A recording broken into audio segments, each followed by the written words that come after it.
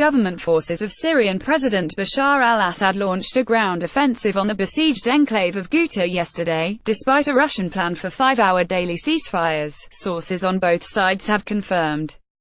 Government forces launched an assault targeting the Hawsh Al-Dawahra area at the eastern edge of the opposition-held province. A commander in the elite unit of the Syrian army, the Tiger Force, confirmed that the military was taking part in the assault, but that the advances so far were small.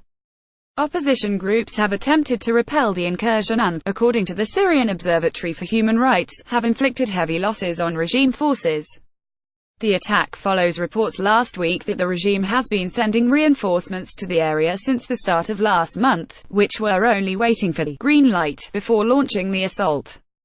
In an exclusive report, Syrian journalist Mahmoud Seraj told MEMO that 560 people have been killed and more than 2,000 wounded as a result of the Assad regime's bombing of Ghouta between 19 to 27 February. Some 600 of those injured are children and more than 500 are women. Read, baby Karim lives underground too. Alud East Ghouta siege airstrikes have continued to take place across the suburb, despite Russian Foreign Minister Sergei Lavrov's announcement of a daily 5-hour ceasefire to be implemented in the enclave to allow a safe route for the wounded to be evacuated and civilians to escape.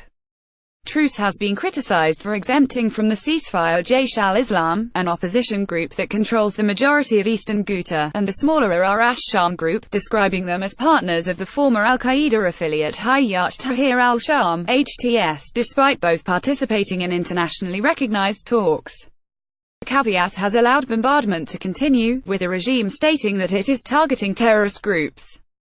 On Saturday, the UN Security Council voted unanimously in favor of a 30-day ceasefire across Syria, as rescuers in Ghouta said a week of perpetual bombing had not let up long enough for them to count bodies during one of the bloodiest air assaults of the 7-year war. Shortly after the vote, warplanes struck another town in the province.